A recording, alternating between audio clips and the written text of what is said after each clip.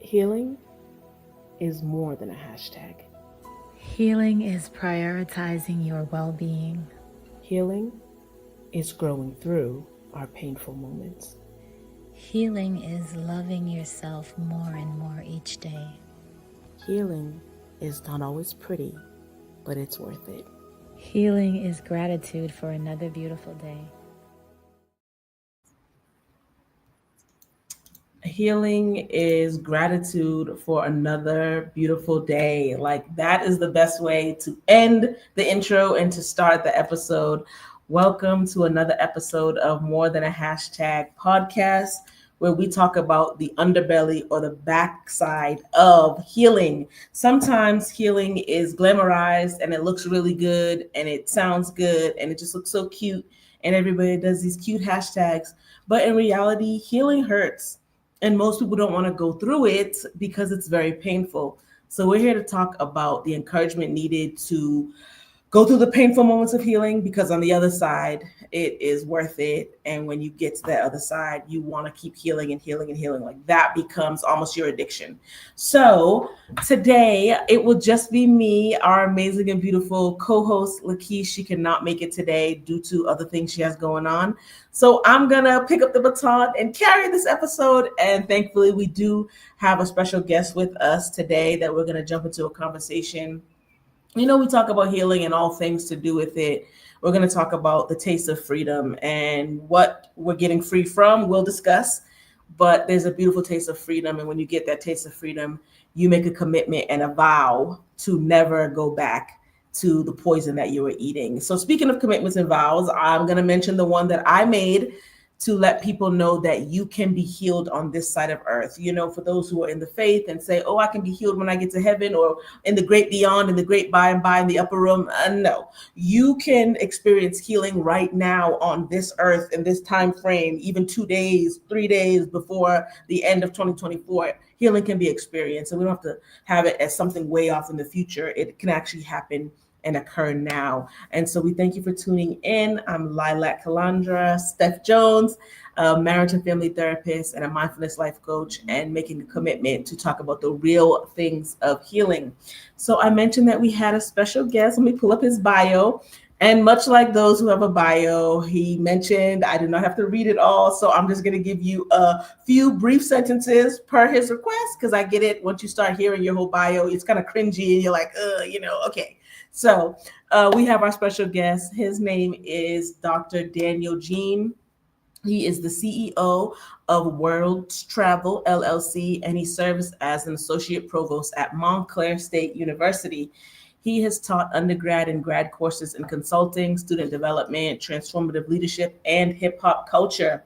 He has twice graced the cover of Diverse Issues in Higher Education and was recently featured on PBS NewsHour for his role in improving outcomes for Black and Latino identified males. Okay, I'll stop there. There is more.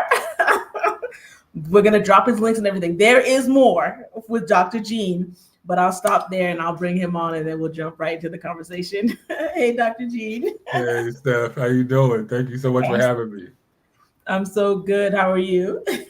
I'm doing well. I'm blessed and busy. How are you? There we go. Blessed, booked, and busy. Come on. We got to keep this train moving. There's so much work to be done.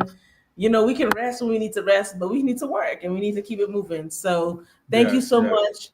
Thank you so much for being here. Can't wait to jump into this conversation. I've looked at your bio. I've looked at your LinkedIn. I'm like, okay, let's get into it. So as I mentioned, this episode is titled A Taste of Freedom.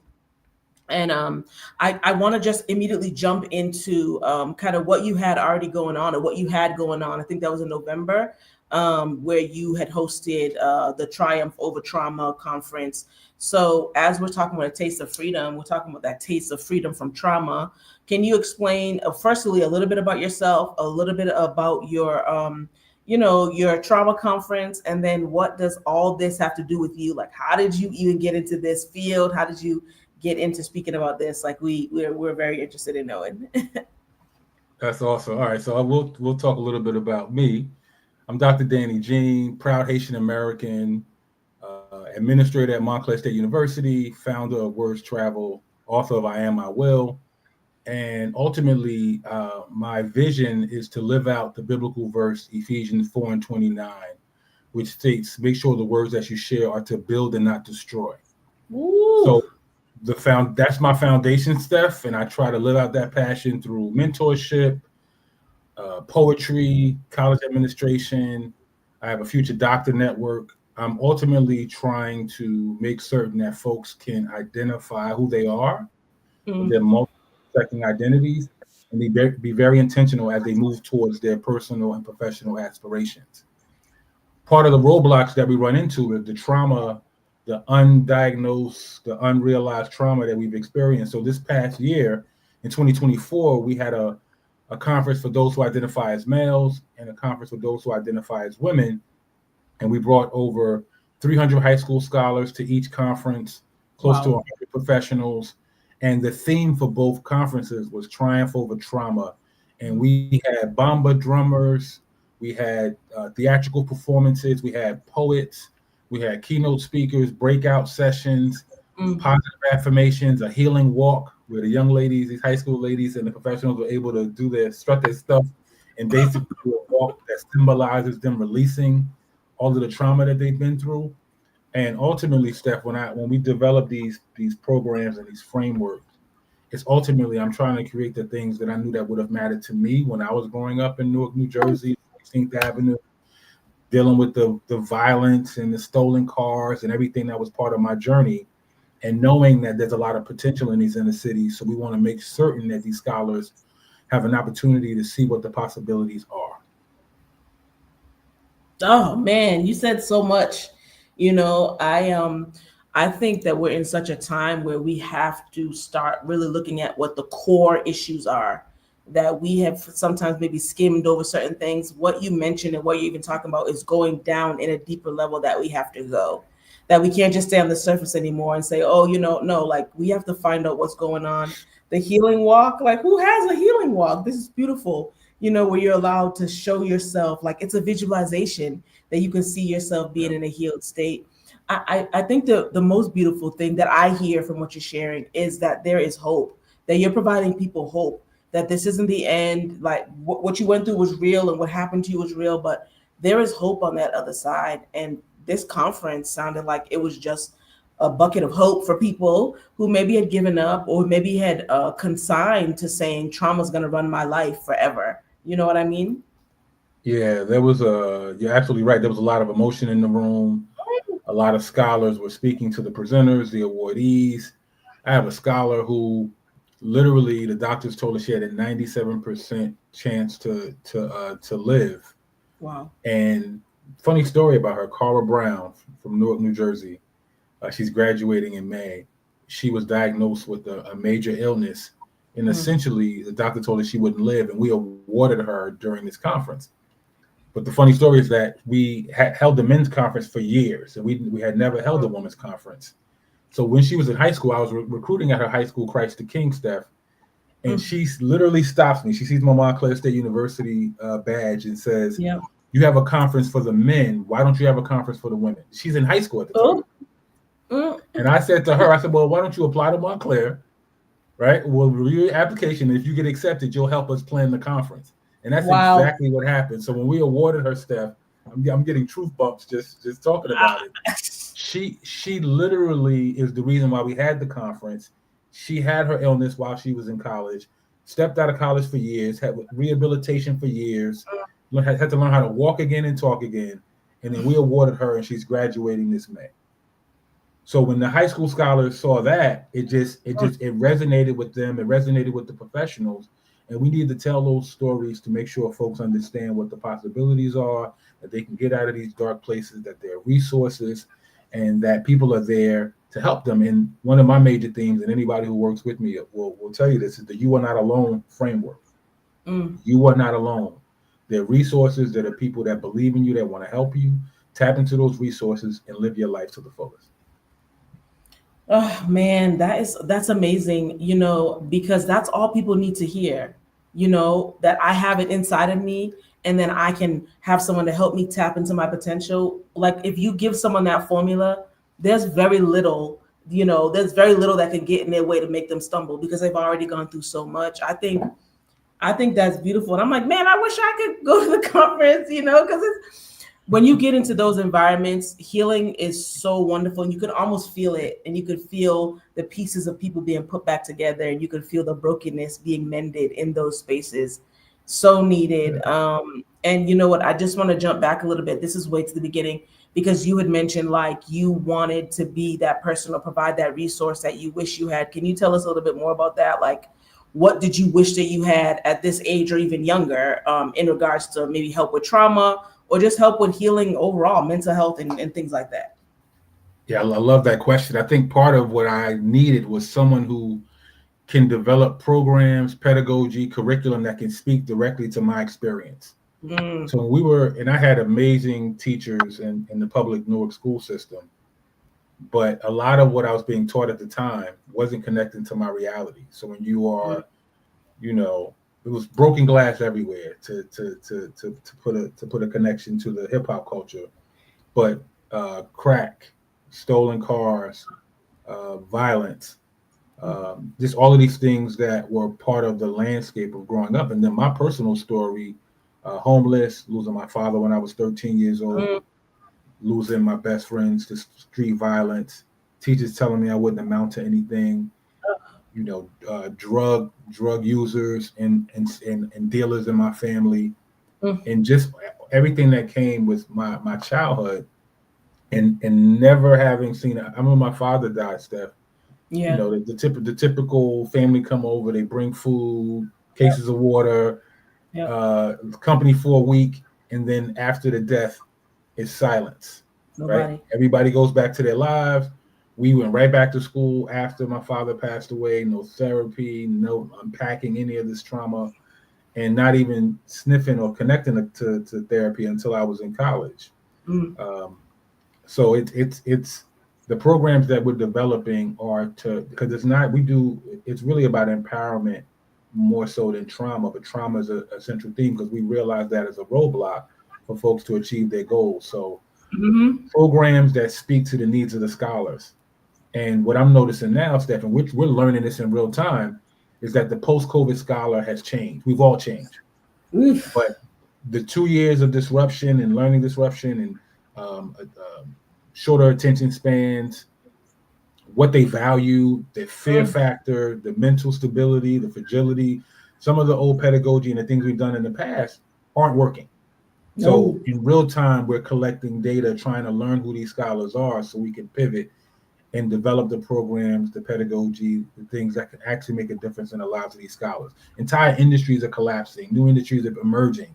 The higher ed system, the educational system needs to respond to those changes in real time.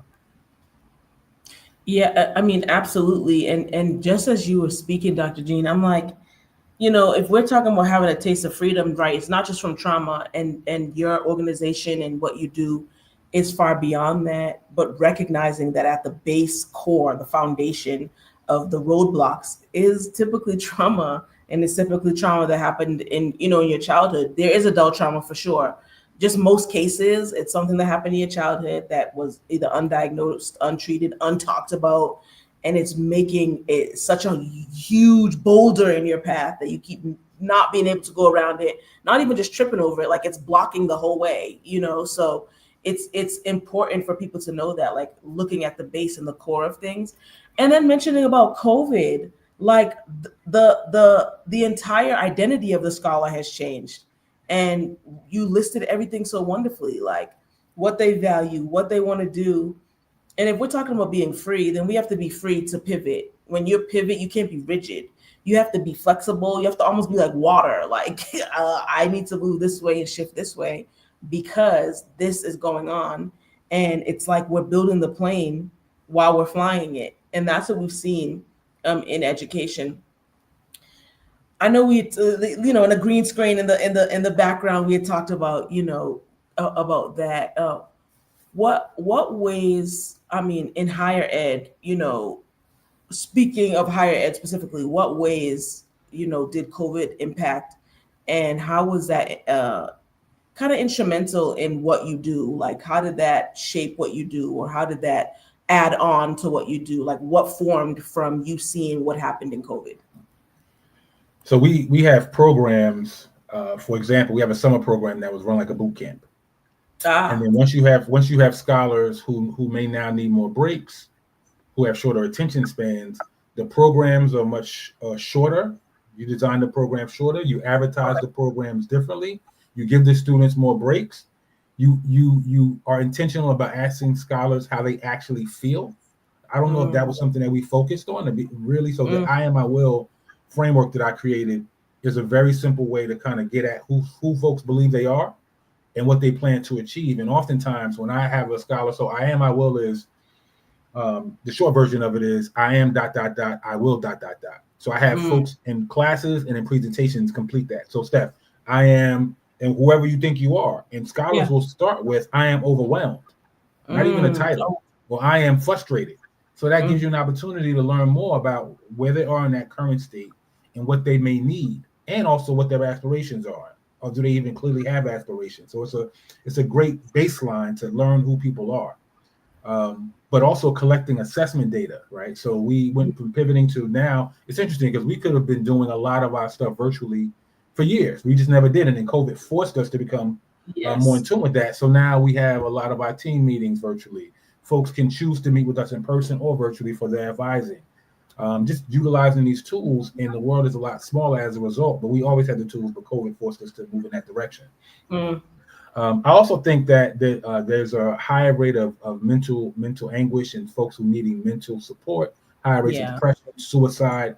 So you really need to tap into the scholars' voices. So we oftentimes have the counselors, or they all have certified mental health training now, so that they're better suited to see the signs. And if they need to refer up and get the students what they need, there's opportunities there. But I mean, even in family, you're seeing that folks are a little bit more, the social skills may have diminished a bit. I will also say oftentimes we only focus on the negative when we talk about the post-COVID scholar, but this generation is much more likely to advocate for themselves. They do have a sense of resiliency. And I tell these folks, so for example, the class that graduated in 2024, Steph, that's the class that their 8th grade year or that year disrupted, and their beginning of their college years disrupted. So if you graduated in 4 years with all of that disruption and turmoil, that's phenomenal. So we focus on what they've been able to achieve in all of this change, but also being a lot more sensitive to their needs. Man, I think that's great. I don't think that I've ever heard the perspective, especially like in a academic setting, of a positive of anything post COVID. I don't think, I'm trying to like mentally like check. I don't think I've ever once heard the positive spin on it. And it's not even like, oh, you're just pulling out the air. It's true. There is a higher level of resilience. And this is even making me check myself. Like I was like, and no, everything's so negative. We should have kept everyone back. And no, there were positive things that happened in the academic setting. The resilience for sure. Yeah. Like they know how to deal with this. You know, they're still here. They're still around. They know how to deal with this based on what happened in the pandemic. And I think it just changed them into who they really need to be. You know, I think this younger generation can have a level of fragility because they've been kept from experiencing a lot of things. You know, like I'm a millennial, so we're like, oh, our parents were so hard on us. So with our children, we're like, oh no, we're not gonna be so hard. You know, so there was a level of resilience that is needed, and I think post COVID really provided that. I do want to ask, right? What can parents of scholars do, to one, identify any signs, you know, not just of trauma, but right, we're talking about anxiety, we're talking about different things that are happening. And I like how this has shifted really to our scholars because they need a lot more attention, you know.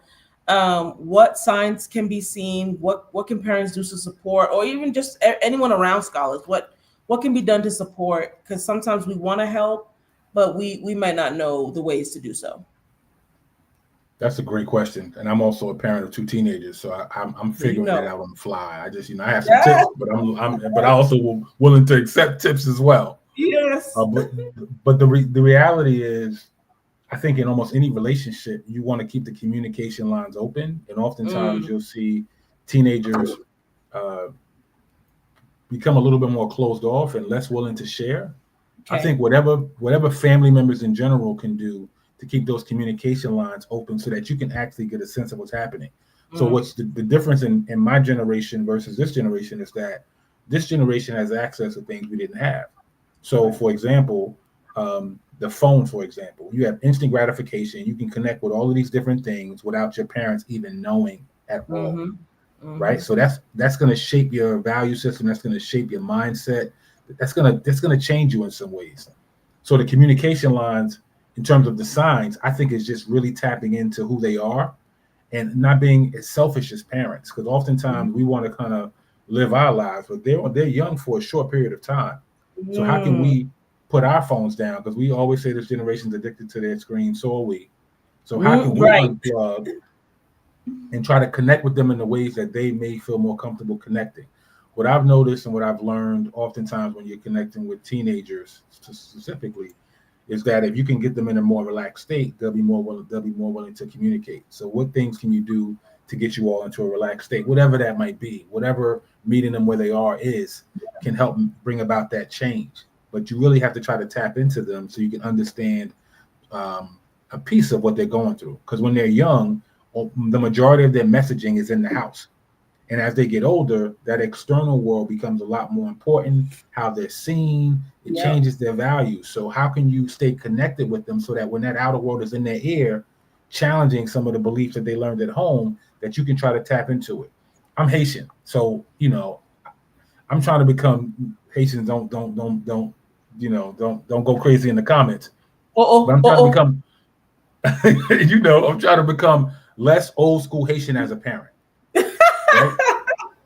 I'm in therapy now, literally trying to become less old school Haitian as a parent. And I'm oh. saying it nicely because I don't want to get roasted. But the Right. reality is this: it's the children need to have a voice. We didn't have a voice growing up at all. We didn't have any voice. We didn't Yeah. have an opportunity to share our ideas. The parents were here, the children were here. And I'm not saying you have to make friends with your children. I don't believe in that at all.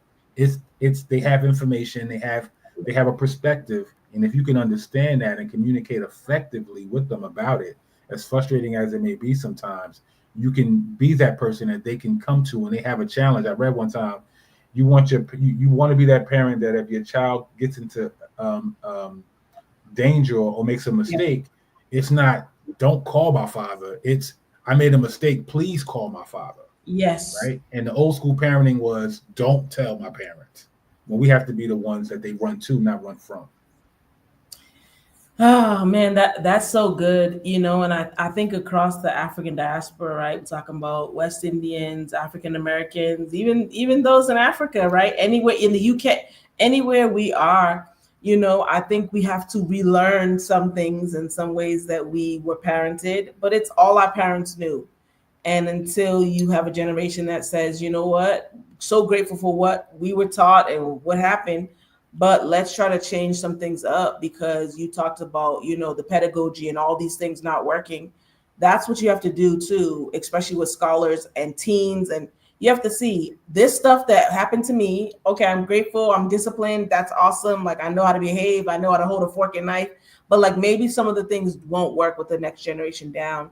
And I think we have to have enough humility to say, I'm going to shift myself because if we're changing our mindset, we're also shifting. I'm going to shift myself so that my children or the next generation can have it done differently. It's still done right, but it's just done differently. Because if something's not working, then we must shift, or we'll just keep doing the same things over and over again and get caught in a cycle, in a rut. I really loved what you said about scholars, youth, everyone finding their voice. Like, what happens to empowered scholars and empowered young people who find their voice? Like, what occurs and what can bloom out of them? Yeah, I mean, it's really about identity and goals. Yeah. And oftentimes, many of us, all ages, we're trying to figure out who we are, right? Mm. So if you're an adult who lacks emotional intelligence, can you at least try to help your child develop those skills that you didn't have?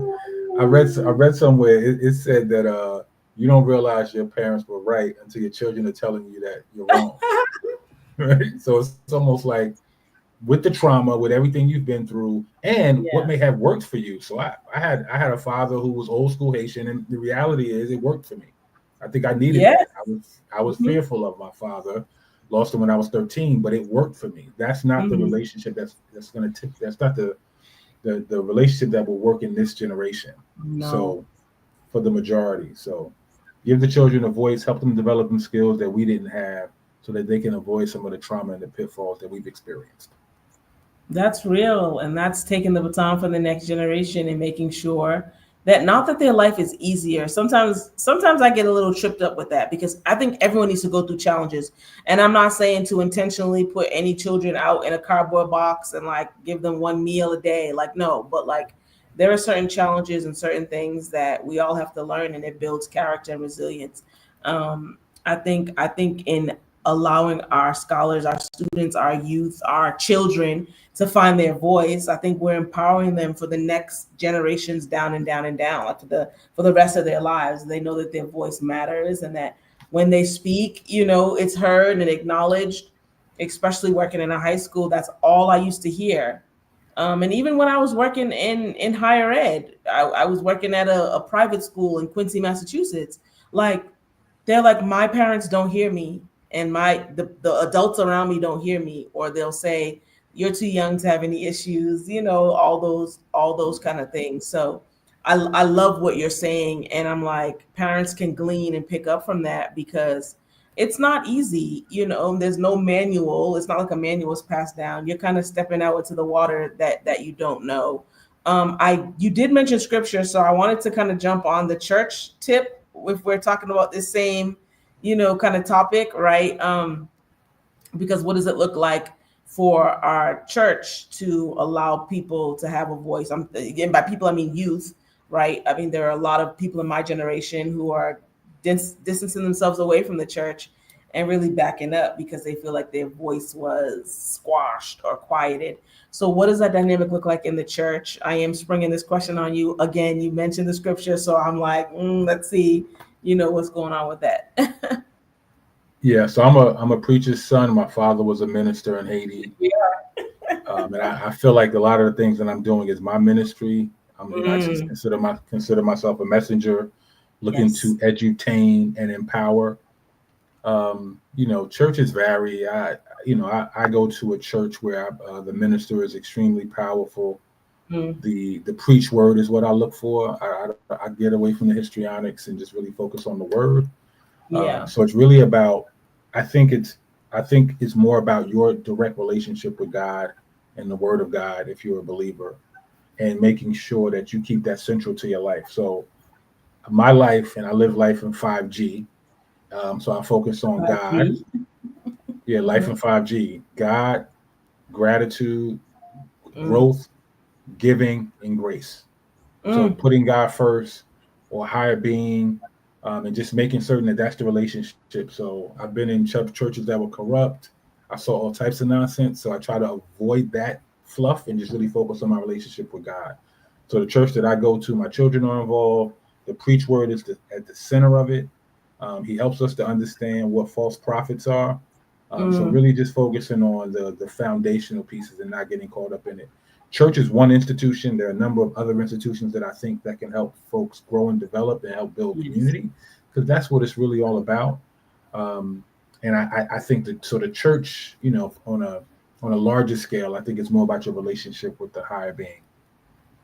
Yeah, no, absolutely. And what we do see is like you learn a lot of leadership skills. You learn a lot of things, going to church, and it's just so different for the generations now. It's just a completely different everything, different system, different way of receiving and understanding. And I like what you mentioned a lot because what I heard was eat the meat but leave the bones.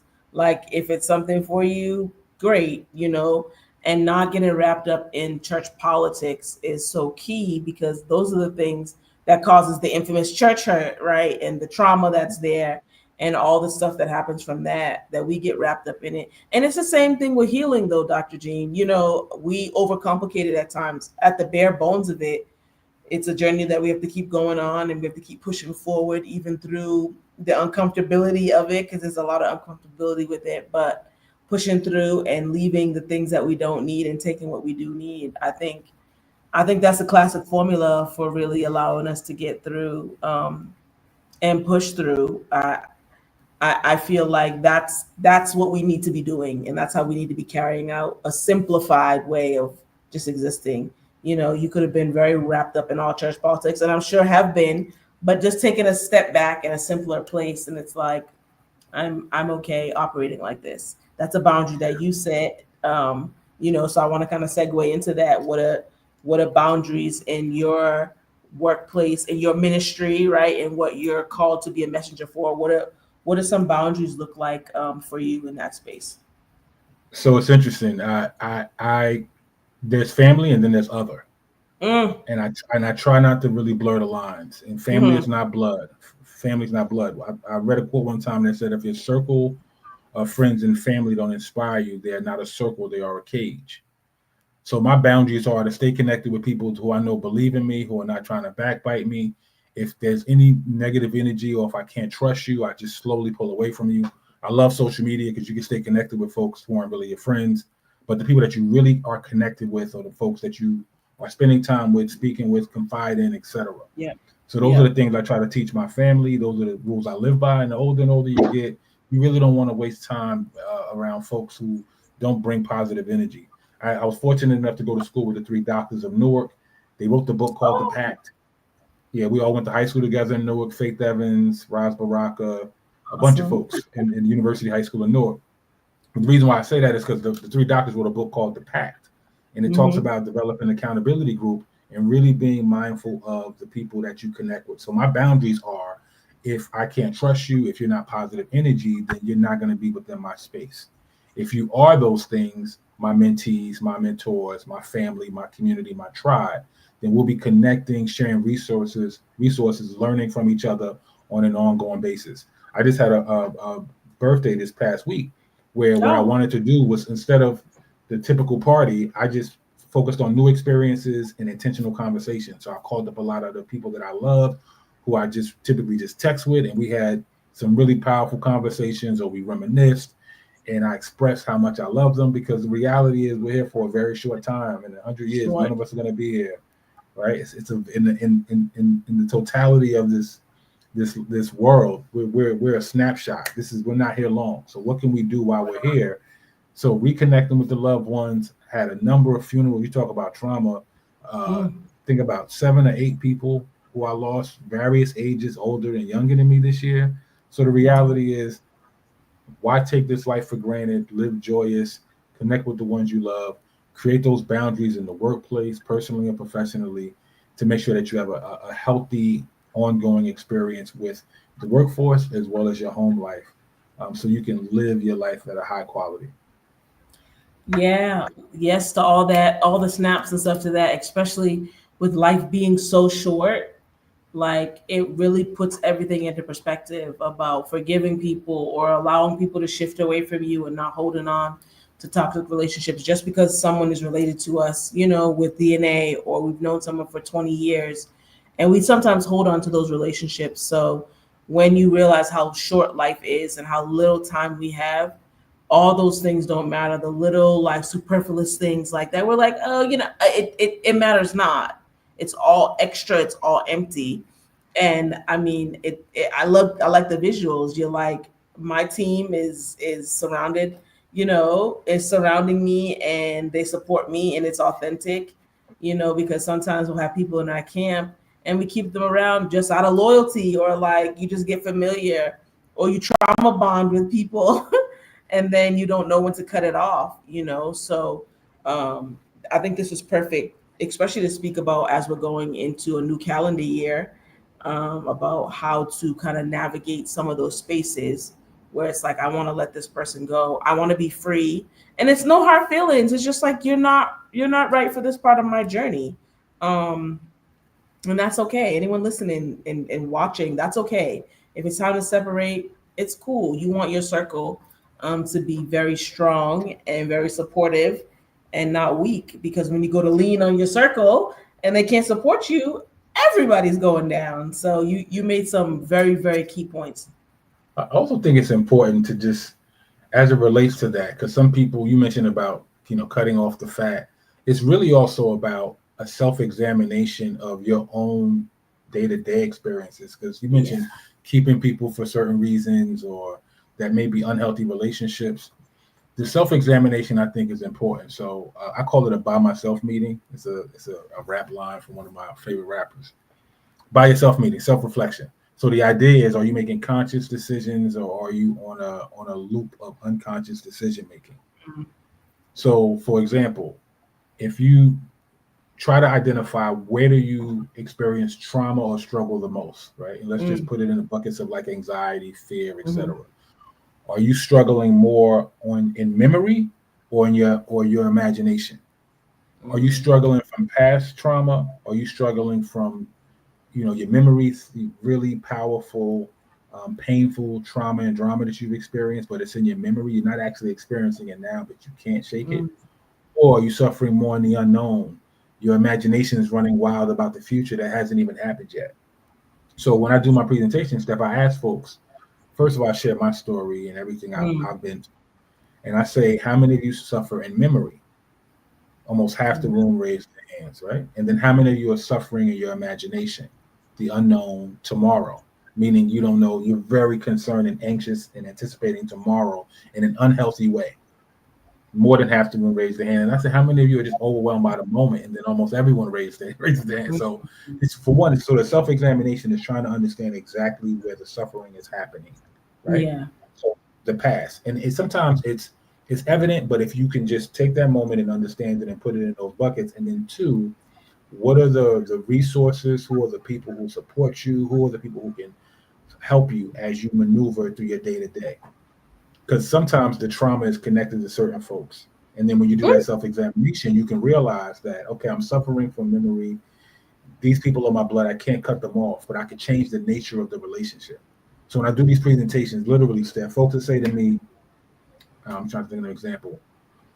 You say the circle of friends that don't, if your circle doesn't inspire you, they're not a circle, they're a cage. But the cage is my mother. Right. So it's like, it's, real examples of, well, you can't cut your mother off, you can't cut your child off, but they're part of that drama that you're experiencing. So the self-examination tries to allow you to really examine what you're struggling with, because everything you experience in life happens from within. So, and two people can experience the same thing and then respond to it differently internally, etc. Correct. So how do you define the nature of those relationships? How can you change it? And how can you, if you can't change it in the short term, how can you plan long term to make those changes? A lot of folks, after I do my presentations, talk to me afterwards about, how can I do this? It's a process. All of it is a journey, not a destination. But how can you pull away from those folks? So, for example, if it's a parent and you're not going to be able to become independent for another year or two, then what can you do in the interim until you get to that point? Saving, connecting with resources, counseling, therapy, etc. It's not simple, but the self-examination of how you're struggling internally, who are the resources you have externally, can help paint the picture of what's happening and what you need to do.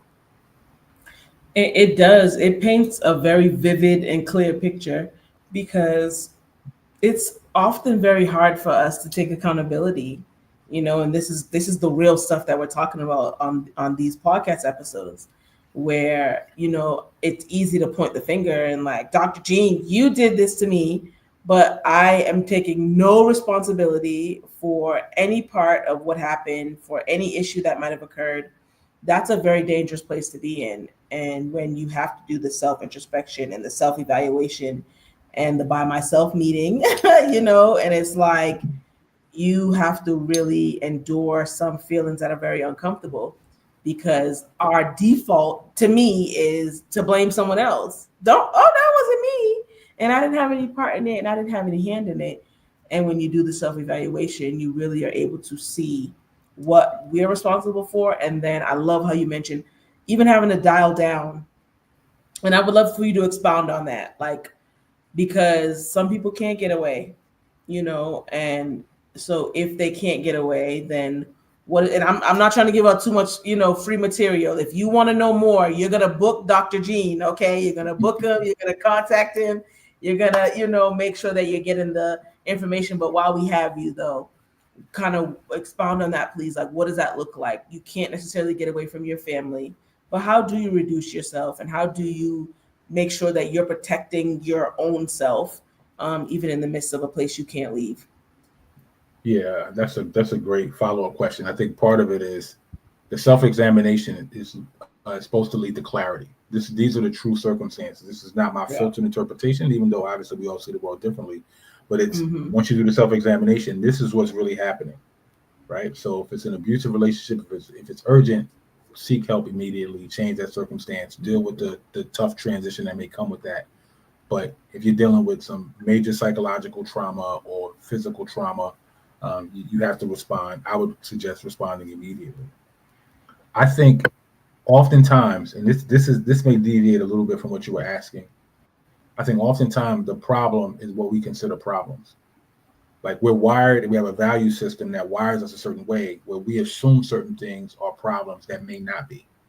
Okay. In other words, what we view as important becomes part of the trauma versus just trying to reframe it. That's why the self-examination can, and I think you said it best, what is your ownership for the circumstances that you're going through, right? So I can't think of an example off top, but just understanding that it's almost like the serenity prayer, what you can control and what you can't control. And then if you can't control it, is there a way to reframe the circumstance if it's not immediate trauma that you can make it different in terms of how you're experiencing it? Your lens oftentimes will make it seem more traumatic than it really is. I'm just trying to, so for example, something that you may consider a traumatic experience. Listen, I'm just trying to think. A child loses a sporting event, right? And they're hurting from it. Will that matter 5 years from now, 5 weeks from now? But the energy and the emotion connected to it is almost like a traumatic experience. Yeah. So our value system is dictating how we respond to these things. It's almost like not getting too high and not getting too low. So when I'm triggered, when I'm in circumstances where I feel like I try to pause in the moment and just be conscious of what's actually happening. So I can understand that this may be an uncomfortable situation, but how can I consciously respond to it? I think oftentimes it's an unconscious response. It's we feel this way, so it's correct, versus truly examining how we feel and respond to things. I've done a lot through my therapy to understand that even in parenting, there can be things that I see as disrespectful that would automatically trigger me. And now I'm processing it differently to understand that my interpretation of it is causing the trigger, not the behavior. And that's not every example, but if you can just separate yourself from it and, I feel like I was disrespected. Okay, but I'm old enough now with emotional intelligence to maybe not take that as disrespect and not let it trigger me or change my energy versus just hearing it for what it is and then responding in a conscious way. It's maybe a little bit more complicated than I'm explaining it, but we have to own our behaviors and be more mindful of how we're experiencing this world. That I think can help us heal more effectively through trauma.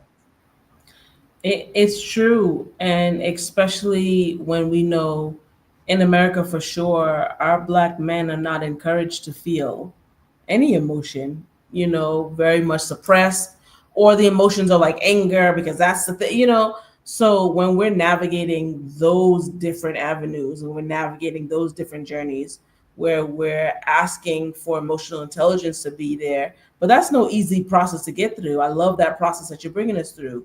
Like you even said for yourself, in a space where you would have seen something as disrespect and maybe, flew right off the handle and doled out discipline in a certain way and things like that, to be able to recognize now that you have the ability and the capability to pause and reevaluate and choose a different path. That's the taste of freedom. Like that's the whole thing. Absolutely. That there is freedom in now having a choice, that often we're sometimes in these like cyclical vortexes of our family, and my aunt would get mad, or my grandmother would get mad, or my grandfather, so I have to do that same thing, or there'll be anxiety here, or all this, and we can choose to now go a different path and create new memories. And like you said before, try to reduce a lot of that trauma that we had. Everybody's going to have trauma. It's inevitable. We're going to have it. Mm-hmm. But what can we do to make sure that we're reducing it in our children's lives and the people around us, right? Because I do want to kind of jump into that too. We're talking about in a family sense, or maybe more in like a close relatives, and I'm maybe having issues with them, and I want to find out how to reduce myself. But what is this accountability, or what is this kind of self-reflection look like in the workplace, in our social settings, and really the importance of that? Like, how does that impact? It's like a light, and you put the light in the center, and then it illuminates everything around it. Like, how does that impact those outside of our family and our other places of connection? Life is 10% what happens to you and 90% how you respond. That's personally or professionally, literally. So I posted one, Steph, and it's interesting. It was a really interesting response from folks. I posted, if you get disrespected in the workplace, don't take it personally, take it professionally. Mm. And folks went off. Nuh-uh, if somebody disrespect me, but the idea is, so you're gonna allow such and such to control you? So this person could do this, and it literally forces you to do X, Y, Z. That's not freedom. You're under somebody else's control. So when we talk about conscious, exactly. So when you talk about conscious decision making, and that's why the clarity is helpful. If you're in a habitual state of this loop of waking up, looking at your phone for hours, and not staring at your phone more than you're staring at your lover, or staring at your phone more than you're staring at your children. Like, if you can pause, you'll see that you're living an unhealthy lifestyle. So that already puts you in a different state if you're not making conscious decisions. If you ever had a true joyous moment, that time flies like this, right? Because you're somewhere else. You feel euphoria, and it puts you in a different mind state. If you just take a look at your behaviors over the course of a week, you'll notice that the majority of our behaviors are unconscious behaviors. So when you're in the workplace, you might feel that same type of energy. Again, the emotional intelligence as a manager, as an employee, is to be able to communicate effectively, not take any of this stuff personal. And if it's an unhealthy environment, then leave. If it's an unhealthy relationship, then leave. And I know we talked earlier about not being able to pivot, and that's what I missed up earlier about. Folks may not even realize that they're part of the problem or are the problem, right? Like, people leave one job to go to another to avoid politics. Surprise, now you're in a new environment with another set of politics, and you know less about the environment to be able to navigate it. So I would love to know your thought on that quote, though, because there was so much backlash on social media when I said it. Just wanted to know your thoughts, Steph. If you could just share a little bit. And I'll repeat the quote. If you get disrespected in the workplace, don't take it personally, take it professionally. If you get disrespected in the workplace, don't take it personally, take it professionally. You can, define it and explain it however you want to explain it. Yeah, I mean, I love that quote. I think I think if we are honest with ourselves, a lot of us are bringing so much emotion into the workplace, and that's why there's cat fights and people are fighting over the printer and emails per my last email and all this petty foolishness, going on back and forth. I think if we're really honest, we bring way too much emotion into the workplace, and it clouds everything, and it makes things for a very tumultuous journey. So I do agree. I think it should be handled professionally, that there are professional ways to handle everything. I don't mean just HR. I mean, having an open conversation. I mean, levels of professional confrontation where you're going to someone, hey, is there an issue? Can we have a chat? Or you schedule a meeting, with the department head and the other person. Like, there are certain ways to do it, but I think it's cool now, and it looks cute to do a post about cussing someone out at work, or like, it's cute and it's cool to say, I did this, and so I do feel we need to handle things more professionally. And we can only do that when we are turning the mirror back on ourselves. Like we look at a mirror, but we're always like, oh, and this no. Like look at the mirror and we see ourselves. And what was our part? And were we petty? And were we being shady? And did we have a tone? And did we, you know what I mean? Like, what is our part in this brouhaha and this issue that happened at work and that continues to happen? And you said something so good. Like, if the issue is in us, if the storm is always brewing in us, if the typhoon, hurricane, monsoon is in us, everywhere we go, that storm is going to come sweeping. So it's not necessarily the job environment at times, it's us, the environment that we're bringing. And it's something to look at. It's painful. That's painful to look at. That maybe it's me, that maybe I'm the problem, that I keep going from job to job and moving and moving. And this is real life. I'm like, oh, maybe it's me. And what ways do I need to evaluate? And what ways do I need to see that I did not handle things professionally, but I handled it personally? And it makes me say, let me be more aware and of how I'm interacting, of how I'm saying things, so that I don't get trapped and swept up in the wave of emotion that really has overtaken the workplace. It's so personal. Everybody's so sensitive, and you can hardly say anything. And it's hard, and there's a lot of, I'm going to say this and land this plane. I see a lot of passive aggressiveness, especially in the corporate scene, academia. Like, it's just so passive aggressive. And then when you're assertive, you're called aggressive. And, I think if we have open and clear, concise conversations that might be a little uncomfortable, but we need to have them, I think we can handle things professionally more so than personally. So that's my spiel about that. No, I agree. I was just curious because there were so many folks who disagree with that framework. Oh man. But the mirror is just really important, just the self-reflection and really understanding how you're showing up and the why, right? When you dig deeper and you figure out the why, that's the work. Those are the places you need to go to do the fixing and or the healing. Like, how can you just understand that this is, like, I was predisposed to so many things before I became conscious, Steph.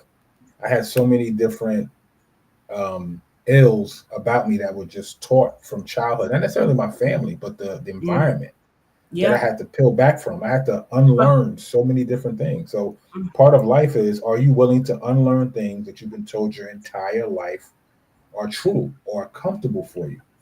And a lot of folks want to remain in comfort, and nothing grows from those comfort zones. Nothing can grow from those comfort zones. And if we're not realizing that the journey that we're on and everything that we've been through is just a part of, like, the building blocks, of where we're going, if we see those things as like some big detrimental thing that happened no matter what, it's about, what I'm hearing you say is, it's about a perspective shift, that we need to change our perspective in order for us to go forward. And all I've heard is that, you had things happen to you. Father passed when you were 13. You're the first, you're the first American born here. It's like, it's a lot going on.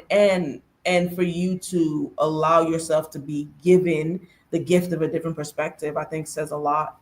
And that you're training and teaching and modeling, because you're not just talking about it, but your actual life is really what allows people to change. Yes, you wrote books, and yes, you do seminars and teach, and that's wonderful. But it is your life that you're living, and people see the authenticity of your life. I'm seeing it now. We're just meeting, but I'm seeing it now. The authenticity of your life, and what you're saying is not from a textbook; it's from your life book. And people can say, this formula actually works because I'm seeing it lived out. That's what gets it. And I think that's beautiful, that people get to experience you in that way, that you have gone through this fire, that you see someone else in that fire. You're like, oh, I've been through there. And I know that you can come out on the other side not smelling like smoke, and you won't have any hair singed, and none of your clothes will be burned off. But it is that. And you can only walk in that level of authenticity when you've experienced a certain level of freedom.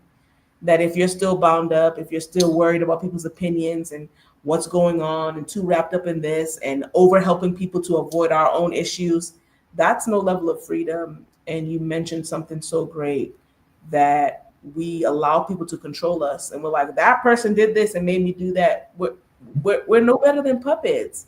They have us on a string. And when someone knows what they can do to pull your string and to push your button, It's Exactly. over. Over. It's over. It's over. It's a nightmare. And that's why the self-examination, to understand, oh, this is what triggers me. These are the things I'm sensitive about. These are the reasons, and then do the work. And You then have do to the do the work. work.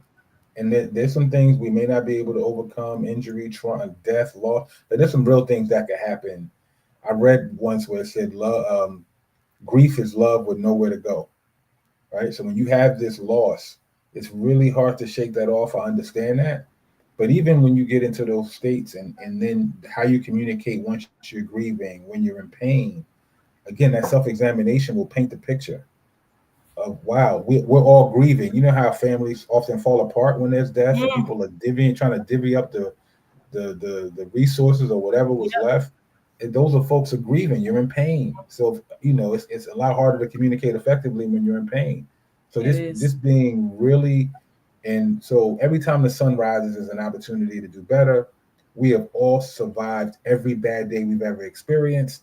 Mm, How can we build upon?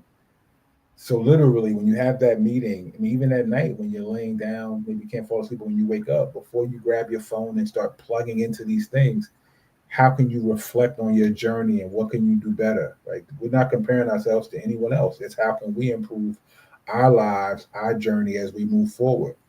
As a parent, we're not perfect. We're going to make mistakes. Apologize to your children if you made a mistake.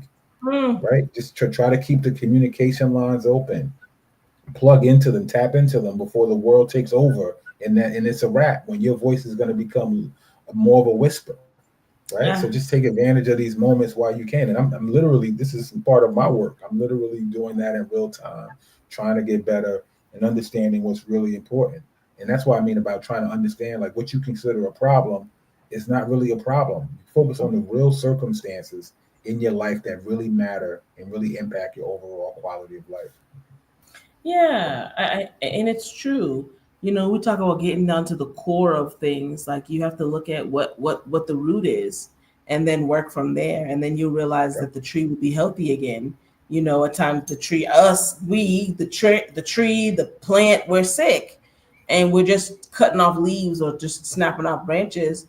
But when you Yep. look at the core of what's going on, and you get down to the roots, and you can start pulling stuff out, because even when we pull weeds out of our own gardens, even when we're being introspective and we're taking those, by myself meetings, if we're not pulling out the full things, then there's really no way for us to go forward. So again, I keep hearing the word formula, like you're giving us a good formula to shift through and move through, taking accountability, and then reaching hope on the other side, that we know that there's hope and that there is a way through this, no matter what happened, right? No matter what we experienced. And I think that's perfect. Believe it or not, Dr. Jean, we have been talking for almost an hour. We mentioned that this is going to happen. It happens when you talk good and when the conversation is flowing, the time just goes.